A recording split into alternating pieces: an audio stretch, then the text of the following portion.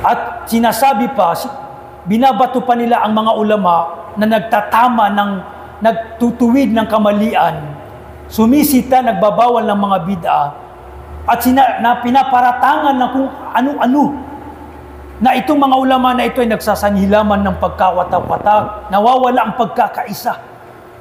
At may masaklap pa, mga kaibigan, mga kapatid. Pinaparatangan pa na sila ay mga extremist, subhanallah. Nagmamalabis.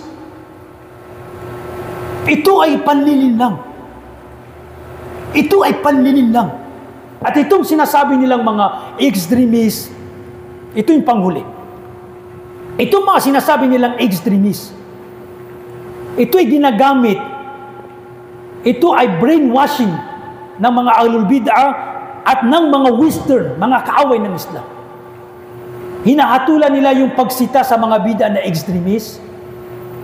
Itong mga itong sa West, mga kaaway ng Islam, pinapalabas nila na itong mga ulama, mga ahlus sunnah wal jamaah, pinipilit nila ang mga tao sa kanilang paniniwala o di kaya nagmamalabis sila. Extremist, hinahatulan nila ng extremist. Wala naman namimilit, inahayag lang natin ang katotohanan. Walang namimilit. Pero dapat natin gawin ang katungkulan. Sitahin ang mga bid'ah, sitahin ang mga ligaw na mga akida, doktrina. Dahil ito ipinag-utos ni Allah, ipinag-utos ng Rasulullah at ginawa ng mga sahaba sa panahon nila nang lumitaw itong mga lihis na mga ngaral. Hindi tayo pwedeng manahimik dahil lalaganap ang mga lihis na paniniwala. At itatanong sa atin ni Allah subhanahu wa ta'ala ang ating kaalaman. At kawawa ang mga kamusliman, mga ordinaryong Muslim, kung hindi natin sisitahin ang mga lihis na akida, mga bidang mga gawain. Malilihis sila, maliligaw sila. Lalaganap itong mga bid'ah. Iyadang bid'ah.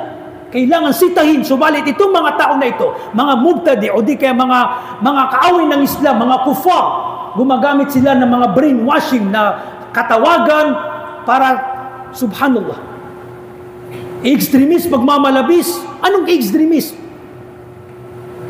Unawain natin ang pagmamalabis o extremist ayon sa Islam, hindi ayon sa perspektibo ng mga mubtadi o di kaya ng mga West. Ang pagmamalabis, ito yung pagmamalabis sa relihiyon. Ito yung tunay na extremist. Kailan pa naging extremist ang paghahayag ng katotohanan? Hindi matatawag na extremist ang pagsita sa mga bid'ah, mga lihis na akida, lihis na paniniwala. Dahil ito ay inutos ni Allah, gawain mismo ng Rasulullah at gawain mismo ng mga sahaba. Sila ang huwaran na higit na nakakaalam sa ating relihiyon.